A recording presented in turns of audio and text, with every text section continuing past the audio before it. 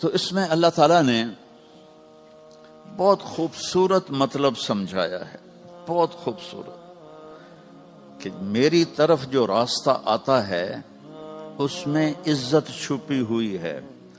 تو اگر الہ کہتے تو یہ مطلب نہ ادا ہوتا۔ الہ بلندی کے معنی میں ہوتا ہے، بلندی کے معنی میں ہوتا ہے۔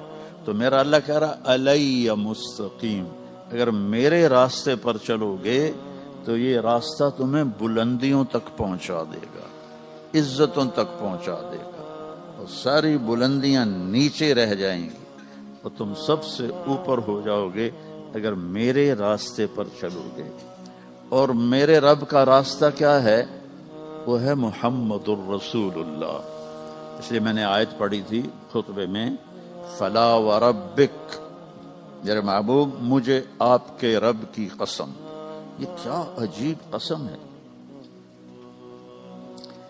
مجھے آپ کے رب کی قسم۔ ایسا لگتا ہے جیسے قسم اٹھانے والا رب کوئی اور ہے اور جس کی قسم اٹھا رہا ہے وہ رب کوئی اور ہے۔ مجھے آپ کے رب کی قسم ہے تو خود، لیکن انداز کیسا ہے؟ فلا وربک، مجھے آپ کے رب کی قسم۔ یہ عربی زبان میں یہ انداز وہاں اختیار کیا جاتا ہے جہاں بہت زیادہ محبت بتانی ہو، تو وہاں یہ طریقہ ہے۔ ہماری اردو میں یہ محاورہ نہیں ہے،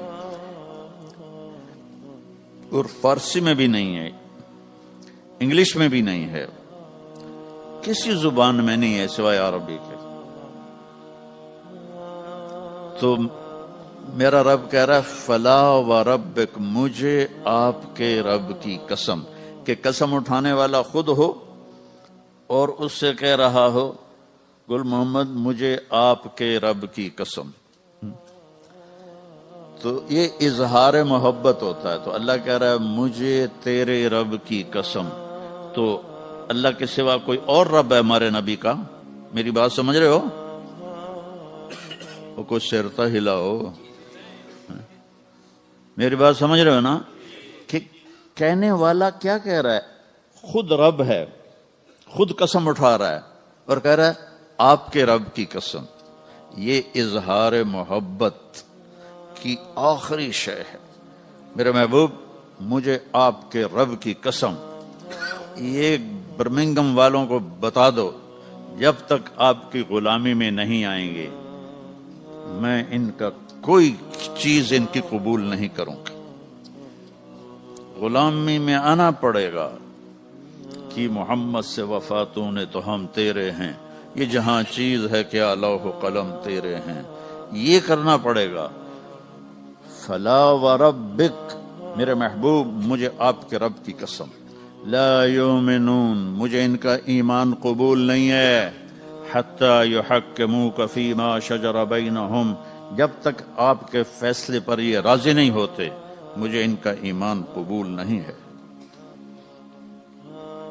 تو میرے رب نے ہمیں راستہ بتا دیا کہ میرے نبی کا طریقہ تمہیں عزتوں تک پہنچا دے گا، عزتوں کی انتہا تک پہنچا دے گا۔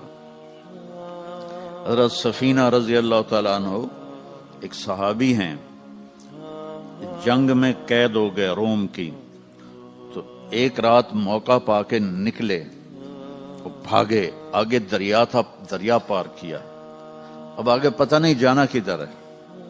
سامنے شیر آ گیا، شیر نے تھوڑی اپنی آواز نکالی، دھاڑا، تو وہ کہتے ہیں ایھا الاسد، اب تو ہو گیا ہے کہ مولوی صاحب پتہ نہیں کی گلاں کیتی جاندا ہے، یہ ہوا ہے۔ اے موبائل نہیں توڑا گلاں کردا، کبھی کسی نے سوچا تھا 30 سال پہلے؟ تو وہ تار جڑا ہوا تھا اللہ سے، ایھا الاسد انا مولا رسول اللہ صلی اللہ علیہ وسلم، اے شیر میں اللہ کے نبی کا غلام ہوں، مجھے راستہ دکھا۔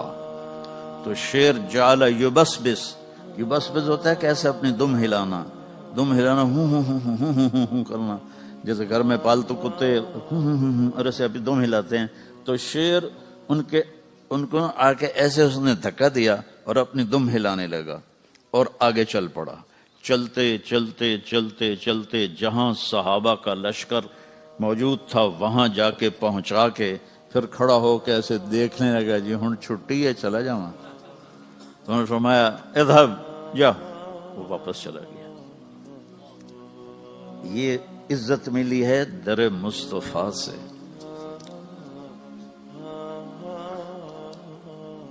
سمندر کے کنارے پہنچے،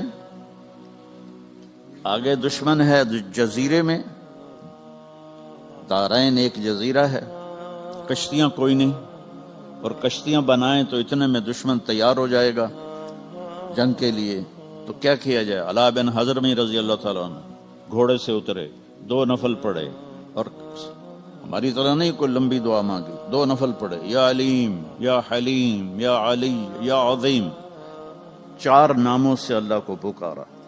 عجزنا، ہمیں راستہ دے، ہم نے دشمن تک جانا ہے، تیرے لیے جا رہے ہیں۔ تو ایک دم سمندر کا پانی غائب ہو گیا، اور کہا سم اللہ وقتہمو، پڑھو بسم اللہ اور کود جاؤ۔ ابو ہریرہ فرماتے ہیں فسمینا، ہم نے کہا بسم اللہ وقتحمنا، اور ہم نے اپنے اونٹ سمندر میں ڈال دیے۔ فما بل الماء اسفل خفاف ابلنا، اور سمندر نے ہمارے اونٹوں کے پیر بھی تر نہ کیے۔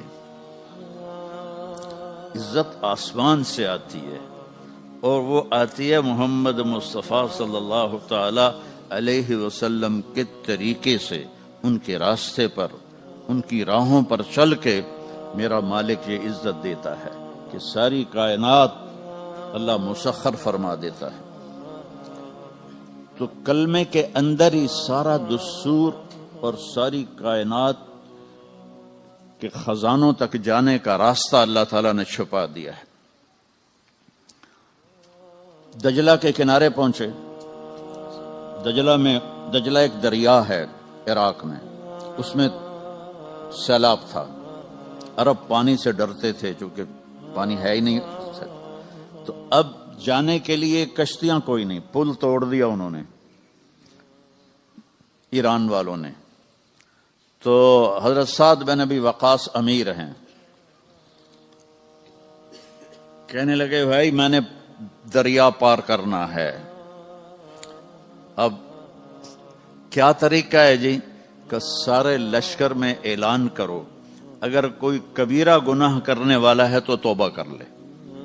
سبحان، بھئی مشقیں بناؤ، کشتی بناؤ، نہیں انہوں دی سوچ وکھری، بھئی اگر کوئی بڑا گناہ کرنے والا ہے، کچھ تو چھوٹے گناہ ہیں تو کچھ بڑے گناہ ہیں، تو بڑے گناہ توبہ سے معاف ہوتے ہیں، چھوٹے ویسے ہی معاف ہو جاتے ہیں۔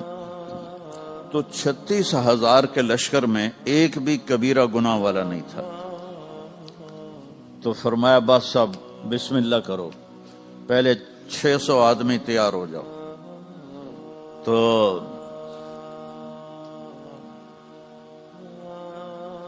عاصم بن عمر انصاری رضی اللہ تعالیٰ عنہ کھڑے ہوئے، کہا جی میں تیار ہوں، 600 تیار ہو۔ جب وہ کنارے پر پہنچے تو کہنے لگے 60 آدمی پہلے جمپ لگاؤ۔ تو حجر ابن عدی رضی اللہ تعالیٰ عنہ اور ان کے ساتھ 59 آدمی، کہا جی ہم پہل کرتے ہیں۔ انہوں نے گھوڑے ڈال دیے۔ جب انہوں نے گھوڑے ڈالے تو اللہ کی غیبی قدرت کہ پانی کیسے تابع ہوتا ہے، پیچھے 600 نے ڈال دیے کیونکہ وہ جا رہے تھے، پیچھے 36,000 نے گھوڑے ڈال دیے۔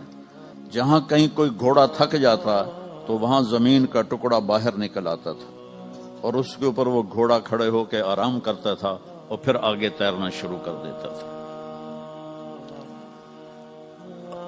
ایک عجیب واقعہ ہوا، ایک صحابی کا پیالہ لکڑی کے ہوتے تھے، وہ رسی سے بندھا ہوا تھا، پانی کی موج آئی، رسی کمزور تھی، رسی ٹوٹ گئی، پیالہ آگے چلا گیا۔ تو اس کے ساتھی کہنے لگے لگتا ہے تیری نیت میں کوئی فطور خرابی تھی جو تیرا پیالہ اللہ نے لے لیا۔ کہنے لگا اللہ کی قسم میری نیت میں کوئی خرابی نہیں ہے۔ اور پھر اللہ سے پتہ کیسے بات کرتا ہے، کہتا یا اللہ میں ہی لبھیاں تینوں پیالہ کھڑاون واسطے، میرا پیالہ دے۔ جہاں دعویٰ ہوتا ہے وہاں بات بھی ہوتی۔ ہمیں تو یقین ہی نہیں ہوتا کہ میری دعا کو ساڑی تو سندا ہی نہیں جی، ساڑی تو سندا ہی نہیں جی۔ پہلے یقین تو بناؤ کہ اللہ سنتا ہے، کہنے لگے اللہ کی قسم میری حالت نہیں بدلی کہ یا اللہ اس لشکر میں صرف مجھے نشانہ نہ بنا کہ میرا پیالہ گم ہو جائے. تو اب یہ دریا جا رہا ہے تو پیالے نے ادھر جانا ہے، لکڑی کا پیالہ ہے، ادھر جانا ہے. یہ یوں جا رہے ہیں، جب کنارے پر پہنچے تو پیالہ آگے پڑا ہوا تھا. اسے گھما کے وہاں کون لے کر گیا؟ اپنے نبی کی زندگی پڑھو گے تو آپ کو پتہ چلے گا کہ کس طرح اللہ تعالیٰ نے عزت کے دروازے کھول دیے صحابہ کے لیے جو آپ کی مان کے چلنے والے تھے. اور ایک بدو آیا، کہنے لگا اے محمد. آپ نے کہا لبیک. اب برا نہیں مناتے تھے، کوئی سختی سے بھی بلاتا تھا، برا نہیں مناتے تھے. تو تیری کچھ باتیں عجیب ہیں. آپ نے کہا کیا؟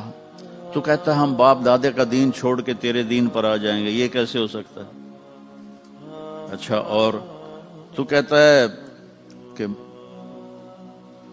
یہ جتنا ایران اور پرشین امپائر، رومن امپائر ہے، اس سب کو میرے ساتھی فتح کر لیں گے. نہ روٹی نہیں لبدی تو ایڈی وڈی حکومت میں فتح کرنے کا خواب بھی کھا رہے ہیں. اچھا، اور تو کہتا مر جائیں گے، مٹی ہو جائیں گے، پھر زندہ کیے جائیں گے. آج تک کبھی کوئی آیا ہے؟ آپ نے فرمایا تو انشاءاللہ زندہ رہے گا اور تو دیکھے گا سارا عرب میرا کلمہ پڑے گا، اور تو دیکھے گا ایران اور روم فتح ہوں گے. باقی رہ گئی تیسری بات، قیامت کے دن اٹھنے کی، تو تیرا ہاتھ پکڑوں گا اور اس دن تجھے یاد دلاؤں گا کہ ہو گیا کہ نہیں ہو گیا موت کے بعد اٹھنا. وہ بھی کوئی چنگا ڈاڈا جاٹا ہی ہو سکا، نہیں میں نہیں مانتا، واپس چلا گیا. جب مکہ فتح ہوا تو سارا عرب مسلمان ہو گیا. کہنے لگے پہلی غلط ہو گئی. پھر حضرت عمر کا زمانہ آیا تو پرشین امپائر بھی ٹوٹ گئی اور رومن امپائر بھی ٹوٹ گئی. کہنے لگا لے بھائی دوئی گل بھی ہو گئی، ہن تری بھی ہو ہی جانی ہے. تو وہ ڈرتا ہوا نا کلمہ پڑھ کے نا تو مدینے آ گیا. جب وہ مسجد میں آتا حضرت عمر موجود ہوتے تو اس کے لیے کھڑے ہو جاتے تھے. تو سارے ساتھی پریشان ہوتے تھے کہ یہ ماڑا جا بندہ ہے، ان واسطے حضرت عمر کھلو جان دین، یہ کیوں کھڑے ہوتے ہیں اس کے لیے؟ تو حضرت عمر نے ان کی آنکھوں میں سوال دیکھ لیا. کہنے کہ تم سوچتے ہو گے کہ میں اس دیہاتی کے لیے کیوں کھڑا ہوتا ہوں؟ کہ جس محفل میں اللہ کے نبی نے اس سے بات فرمائی تھی میں اس محفل میں موجود تھا، جس میں آپ نے کہا تھا کہ جب قیامت کا دن آئے گا تو تیرا ہاتھ پکڑ کے تجھے یاد دلاؤں گا. اور قیامت کا دن جس کا ہاتھ میرے نبی نے پکڑ لیا جنت میں پہنچانے سے پہلے کبھی نہیں چھوڑے گا. تو یہ پکا جنتی ہے، یہ پکا جنتی ہے. بھائی بہنوں، اپنے ہاتھ چھڑا کے محمد مصطفیٰ کے ہاتھ میں دے دو.